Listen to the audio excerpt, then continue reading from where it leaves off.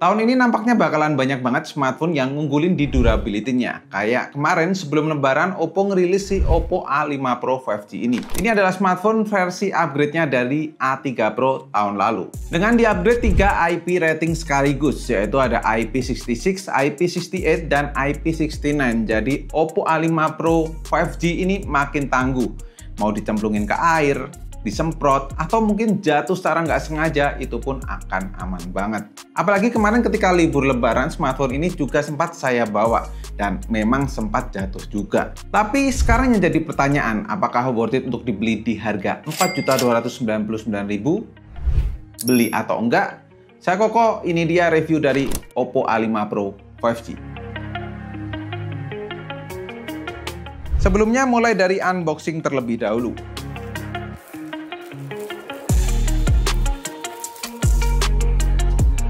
Dalam paket penjualannya, kamu bakalan dapat pin ejector SIM card, panduan manual, dan soft case transparan. Terus tentu unit produknya, kabel USB Type-C, dan terakhir sebuah adapter charger SuperVOOC 45 watt.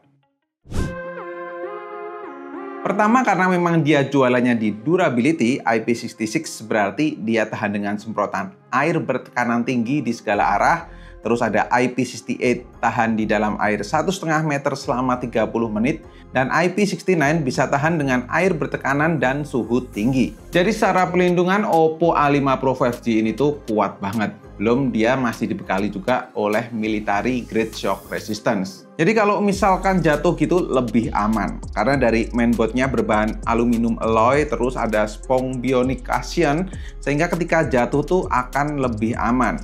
Memang Oppo juga nggak mengklaim kalau bodinya bakal aman aja karena bahannya polikarbonat aja, tapi tetap terasa solidnya. Jadi kalau misalkan ini jatuh terus lecet, ya wajar-wajar aja lah ya. So kemarin ketika pas liburan, saya juga tetap makein case di Oppo A5 Pro 5G ini. Case-nya pun juga nggak kayak biasanya, di bagian sudut-sudutnya tuh ada bump, jadi lebih aman. Dan kenyataannya selama saya bawa liburan terus beberapa kali jatuh, saya masukkan ke kolam ikan juga masih aman aja. Masih kurang. Ini kami semprot pakai air dengan tekanan yang kenceng juga masih aman ya, touchscreen-nya juga lancar. Dicuci pakai sabun kayak gini juga masih aman-aman aja tuh. Ya intinya mah jangan sampai kena air laut dah.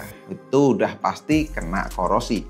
Terus walaupun ketika kemarin media sampai nyobain buat dihantam palu kayak di video ini, tapi ya jangan sampai dicoba di rumah ya. Karena sebenarnya fungsi sebuah smartphone itu bukan buat adu kuat-kuatan. Tapi ya si Oppo A5 Pro 5G ini membuktikan kalau smartphone-nya tuh beneran kuat. Dan semua sertifikasi itu tuh fungsinya untuk melindungi hal-hal yang nggak sengaja. Jadi jangan dilakukan dengan sengaja ya. Kedua, dari segi layar. Oppo A5 Pro 5G ini dilindungi oleh Corning Gorilla Glass 7i. Layarnya berukuran 6,67 inch Ultra Bright Display. Resolusinya HD Plus 720 x 1604 pixel. Refresh rate up to 120 Hz. Jadi layarnya buat ukuran smartphone harga 4 jutaan zaman now ini termasuk kurang ya. Dimana sekelasnya tuh udah pakai AMOLED, terus Full HD Plus.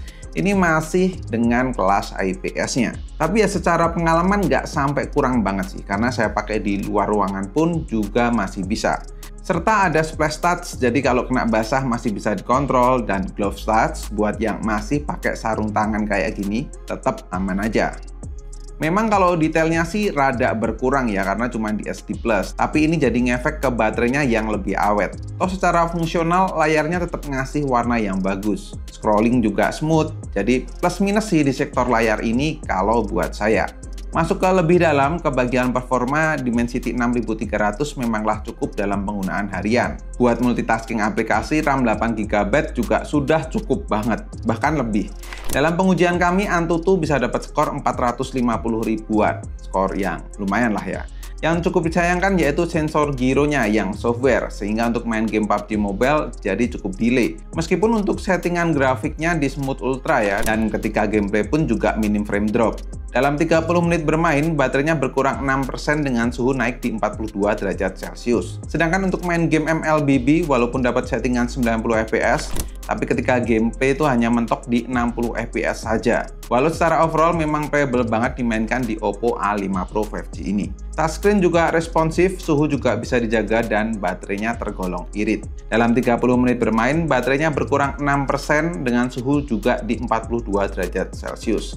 Sejujurnya saya nggak ada keluhan di sisi performa ketika dipakai dalam experience saya. Bahkan baterai 5800 mAh dengan kombinasi layar yang HD Plus justru nggak banyak konsumsi daya.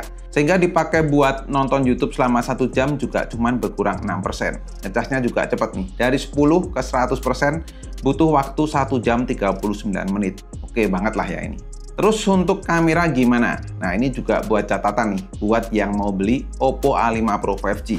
Karena dia hanya punya setup 2 kamera untuk kamera belakang, yaitu 50 megapiksel main kamera dan 2 megapiksel monokrom, serta sebuah kamera di bawah layar 8 megapiksel front kamera.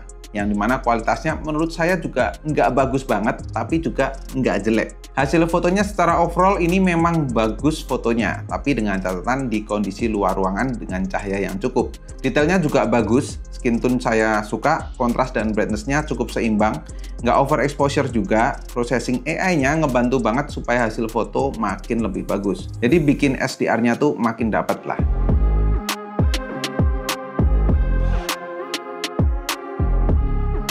Sedangkan untuk kamera depan ya lumayan lah ya.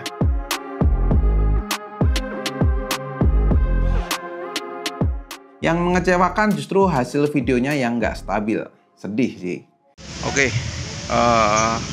ini kami baru aja sampai di alun-alun Wonosobo. Jam 9, sekarang udah jam setengah 10 tadi, makan dulu. Terakhir sebagai penutup, ada AI Studio buat edit fotomu dengan banyak pilihan yang tersedia. Juga adanya AI Editor untuk membuat hasil foto makin detail.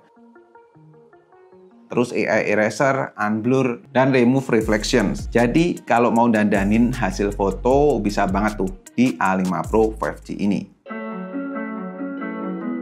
Kesimpulannya, Oppo A5 Pro 5G ini jualannya tuh memang hanya di durability-nya aja. Terus untuk sektor yang lain kayak performa, kamera, terus layar, menurut saya masih terasa kurang optimal mengingat harganya di 4 jutaan. Tentu, ini bukan buat kaum mendang-mending. Ini buat teman-teman yang lagi nyari smartphone dengan durability yang bagus. Karena biasanya sertifikasi selengkap itu adanya di kelas high-end, ini sama Oppo diturunkan di kelas mid-range-nya ini. Ya cocok sih, ini buat dikasihin ke anak buat main atau buat pegangan gitu ya. Atau mungkin buat teman-teman yang kerjanya di lapangan. Tentu dengan catatan atau dengan garis bawah, nggak terlalu butuh videonya. Karena menurut saya videonya nggak stabil dan kurang optimal aja di Oppo A5 Pro ini. So kalau teman-teman Oppo A5 Pro 5G ini cocoknya buat siapa? Atau mungkin teman-teman ada diskusi yang menarik, silahkan tulis di kolom komentar. Dan kalau misalkan teman-teman berminat untuk beli, linknya sudah saya taruh di keranjang sini atau cek link yang ada di kolom deskripsi. So, cukup sekian untuk video kali ini. Terima kasih banyak untuk teman-teman yang udah nonton sampai akhir. Koko undur diri dan kita ketemu lagi di video selanjutnya. Bye-bye.